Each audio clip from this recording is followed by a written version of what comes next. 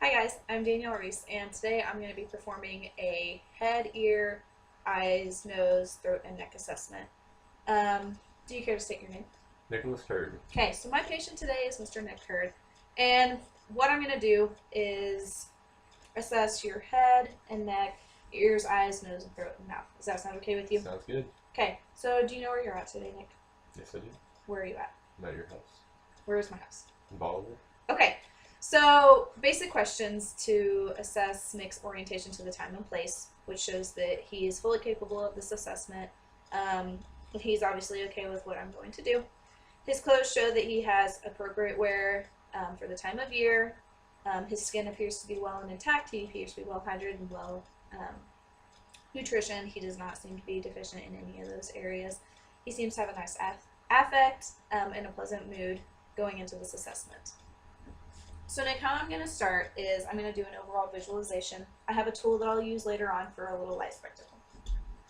So looking at Nick's head and neck, everything appears to be symmetrical. His ears are even, eyes are even, nose and mouth are both even. His hair appears to be well kept and in good accord, showing that he takes care of himself and is an appropriate patient for today's study. So Nick, what I'm going to do is I'm going to feel your scalp. I'm going to see how healthy it is. I'm going to run my fingers through your hair and assess the texture and turn of your hair. I'm also going to be feeling your skull. Tell me if there's any spots that I rub that are sore, tender, anything like that. So Nick's head feels normal. His scalp is nice and healthy. It's not dry. And his hair is also not dry. It's well kept. Did any of that hurt anywhere that I press? No. Okay. So everything feels symmetrical. Awesome. So the next assessment that I'm going to perform is I'm going to feel your temporal pulses. So what I'm going to do is I'm just going to lightly palpate, and I feel pulsations on both sides of his head. So the next thing I'm going to assess is your temporomandibular joint, also known as your jaw joint. So all I'm going to have you do is just open and close your mouth when I tell you to. Okay, open and close, open and close. Okay, so your jaw doesn't pop or otherwise pop out of place, which lets me know that your jaw is in good accord. So the next assessment that I'm going to perform is actually going to be on your ears. So I'm just going to kind of visualize. There's nothing leaking out, no earwax that I can visually see. I'm going to take my otoscope. What I'm going to do is I'm going to look at your eardrum, and I'm going to look inside your inner ear canal. Okay. So what I'm going to do is I'm just going to gently pull up on Nick's earlobe. I'm going to look down inside his ear and visualize the tympanic membrane, which is a nice light gray. Everything looks good. There's nothing inside his ears that concerns me. So Nick, the first thing I'm going to have you do, I'm going to have you plug one of your ears.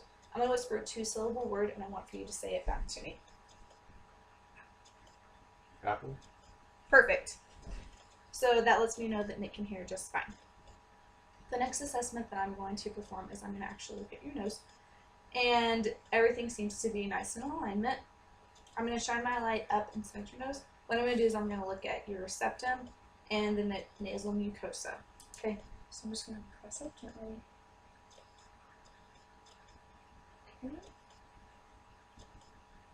Okay, and there doesn't appear to be any deviations. You've never had like a broken nose or surgery or anything like that, correct? No. Okay, so next we're going to, I'm going to palpate your maxillary and nasal sinuses. So let me know if where I press causes any, like if it hurts or causes extra pressure or anything like that.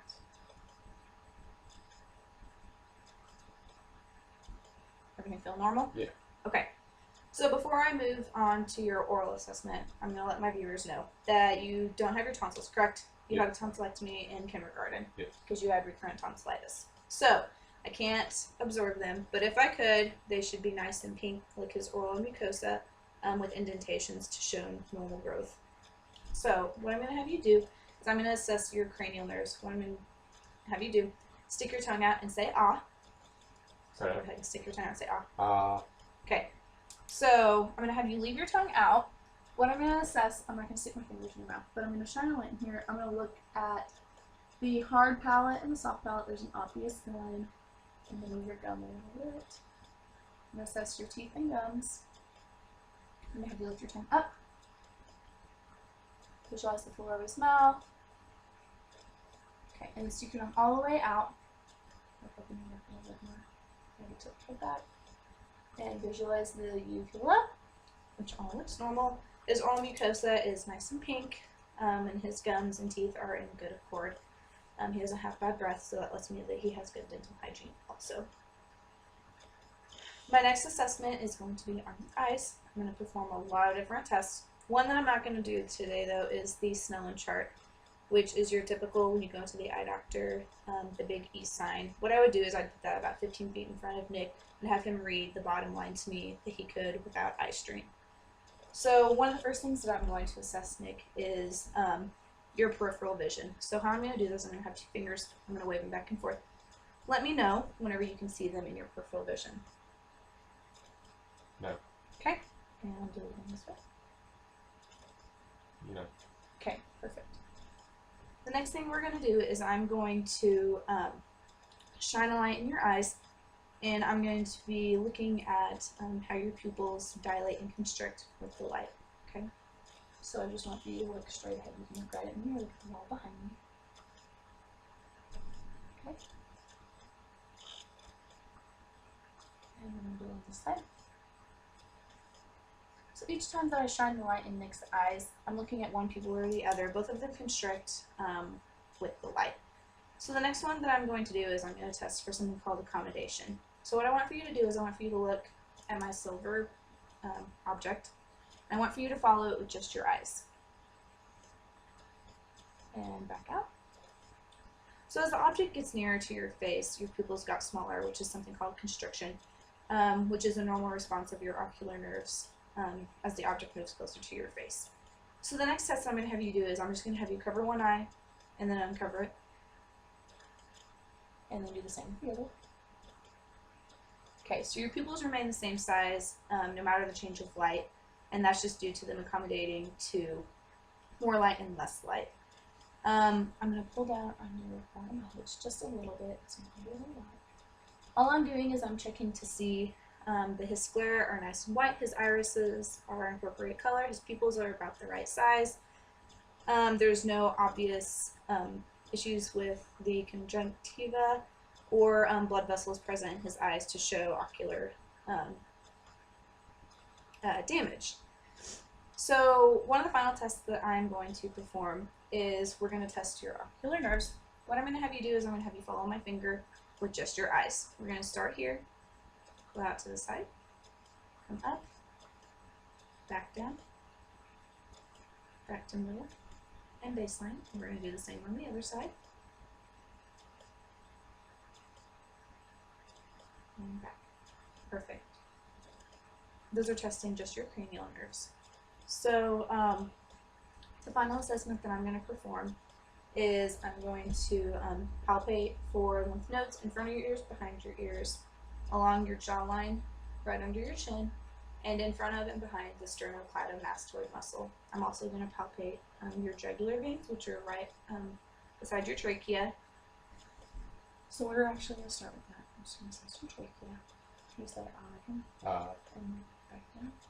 And palpate both sides. Okay. I'm palpating carotid pulses right now, which I can feel. And then we're going to palpate the lymph nodes.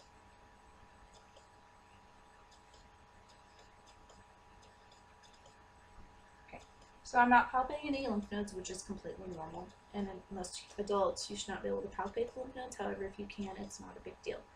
So now the final thing that I'm going to have you do is I'm going to have you rotate your head in a circle, just like dropping your chin, going around like this.